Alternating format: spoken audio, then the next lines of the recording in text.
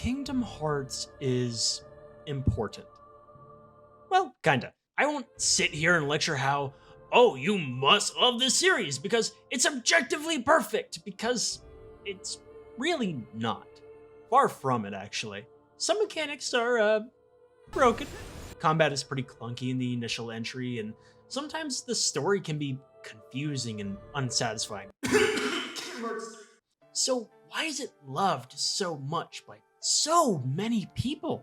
Well, I can't speak for everyone else, but I can speak for myself. So, grab your notepads and whatever thing you hold dear to you for some reason, because that's exactly what this stupid franchise is to me. When I was just a wee lad of 5 years old, my older brother was a teenager that played all these weird games like Final Fantasy, Madden, and other things I can't remember because I was too busy shitting and farting all the time. Then, one day, I sat down my farting little butt and watched him play a new weird game. It looked like Final Fantasy, but it had Disney. Hey, I know that one. I saw all the pretty colors, Sora's big ass shoes, and characters that I loved, and I thought, wow, this is a cool weird. I promptly asked my brother if I could play, and he said no. And I felt so upset that my mother had to force him to share the controller. I was such a good brother. After I finally got to play this game, I learned one very important thing. I'm bad at games! What the hell? I have to learn how to play the game to get far? That's not fair. I wanted to swing a funny key and see Goofy assault people. I continued to play the game for a while and slowly learned what to do. For example, did you know that you can heal? I'm so smart. Surprisingly, I didn't even know what the game was called this whole time. I just heard Dearly Beloved play in the living room and went to it like a siren calling out to me. But instead of my body dying, my social life did. I did eventually ask my brother what the game was called, and he looked at me like an older brother would and said, "Oh, it's Kingdom Hearts, you stupid, silly, dumb fuck." That's not exactly what he said. He actually said, "Oh, Kingdom Hearts." And my little 5-year-old brain thought that was the coolest shit I had ever heard. From then on, I continued to play the game and no longer needed to beg my brother to play, because he started playing something else. We'll get to that later. I was absolutely absorbed with this game. I was never good, but I got pretty far despite that fact. I never completed the game, however. Listen, I got far in this game, okay? I mean, hell, I beat that Riku fight, and I'm proud of it, goddammit. I evolved from pissing and shitting to learning combos, utilizing magic, and shitting. But even then, it wasn't enough to beat that sexy baritone Ansem in the end. I dropped the game after a while and felt devastated. But then, my brother approached me. "What's wrong?" he asked, older brotherly. "I can't beat Ansem," I said, while now only shitting. "Oh, I'm sorry, bud. Wanna play the second game?" The what? Oh my god, this is so cool! This game plays so much better. The characters look more polished and the music is just... This is the entry that changed everything for me. This game, this single game, gave me an absolute love for the series. What really pushed it over the edge was the story that was proposed at the very beginning. I know many people were probably confused and a tad frustrated when they booted up the game and saw this blonde little twink doing chores instead of our big shoot protagonist that we all know and love. Maybe this was because I was a dumb kid, but I actually really liked this beginning segment with Roxas. It was fun running around with his friends, competing in struggle, and pretending I was my skateboarding brother. After going through all the different worlds, getting stuck on Demix, and making my way to the world that never was, I still didn't beat the game. God damn it! My journey was cut short again, but that wouldn't stop me from playing every other Kingdom Hearts game afterward, except for Recoded. You can stay. Funny enough, I never completed a Kingdom Hearts game growing up.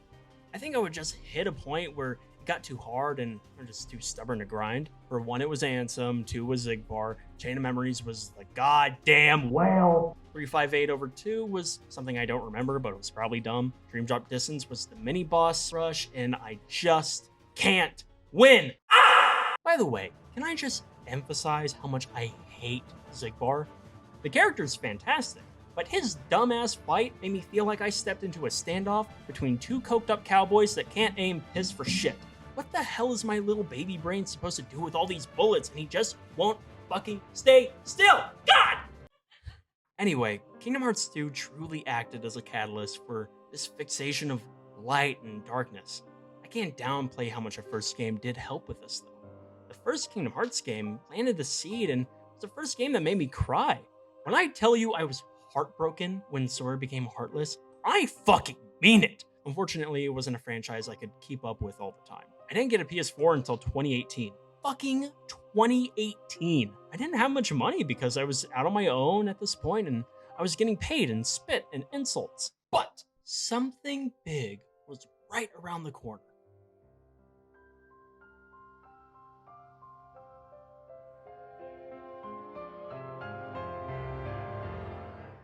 Okay, look. I know I shit on Kingdom Hearts 3 earlier, but my experience with the game was something I would never trade for anything else. I met up with some friends from work for the midnight release, and keep in mind, I hadn't really gotten close to either of them at this point, but we had an extreme shared love of Kingdom Hearts. We watched story recap videos, ate pho, and picked up the game together later that night. Although this part was really fun, this was not what made it so special.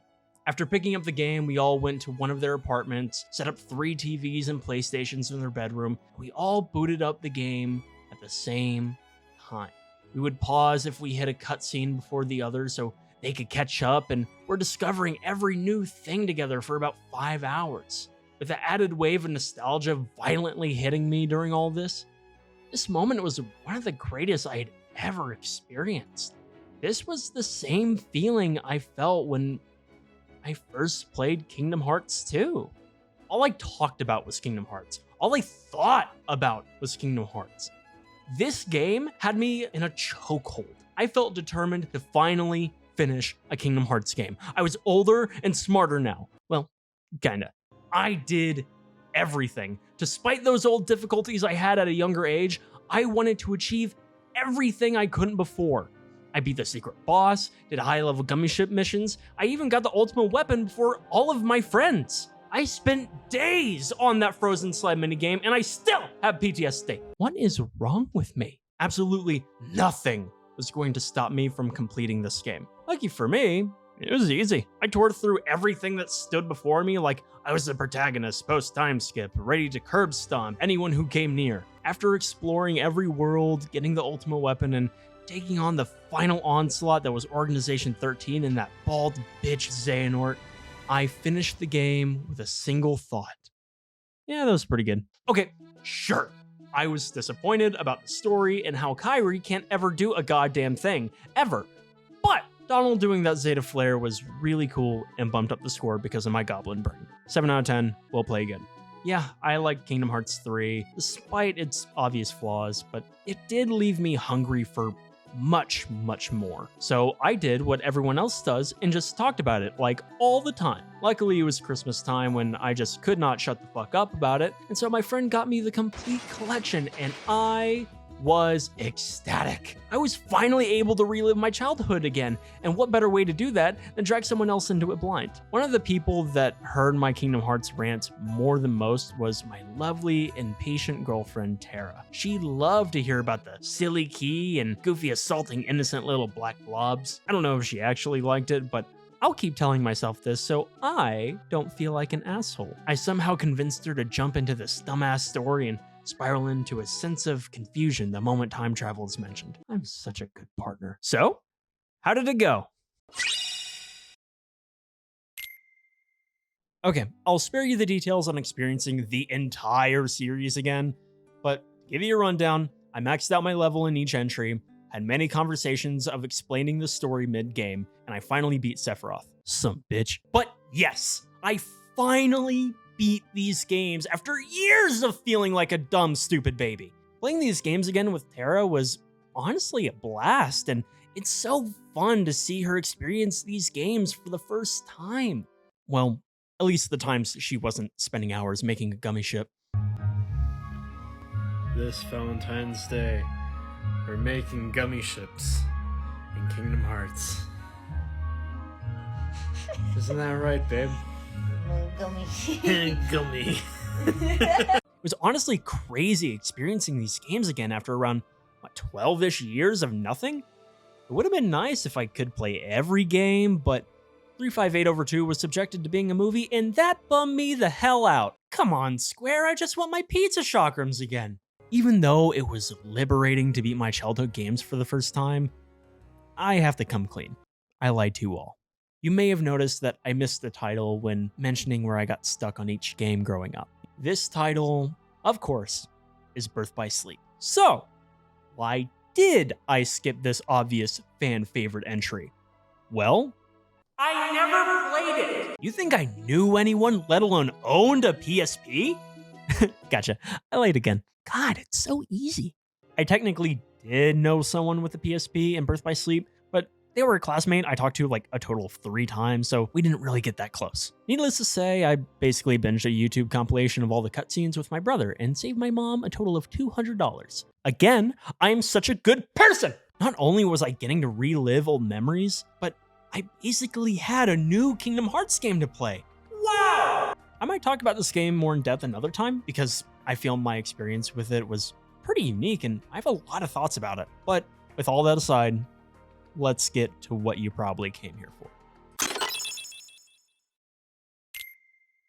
I know I've been stringing you along at this point, but I hope you've at least found some joy in my silly little jokes.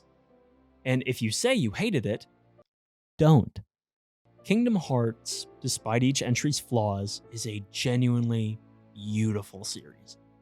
Yeah, you could get wrapped up in the crazy story and make theories on what will happen next, but you don't really have to.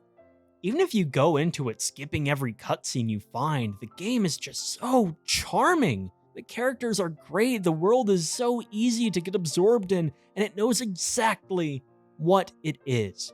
A fun, goofy, action-filled romp filled with color and serious tones when it really wants to.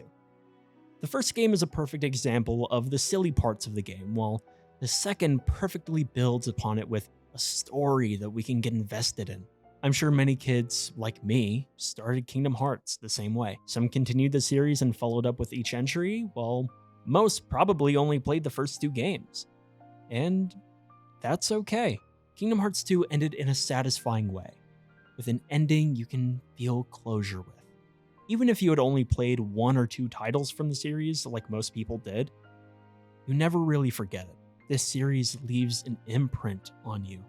Some of you may not like the combat, the story, or any of the characters, but no one can deny the charm that it has. I absolutely love this series. After booting up these games again, I can 100% say that it's one of my favorite video game franchises. It takes me back to a simpler time, a time where I didn't have to think about if I should be here the next day, a time where I was unapologetic about who I was, a time where I didn't have to worry about staying alive. It was a time of comfort, and that's exactly what this game is to me. Comfort. No matter where I am in life, I can always go back to it and feel a childlike joy and peace that is lost to so many of us now. It will never be perfect, and I will never convince someone that it's good, but it will always be important to many of us. Thanks for watching.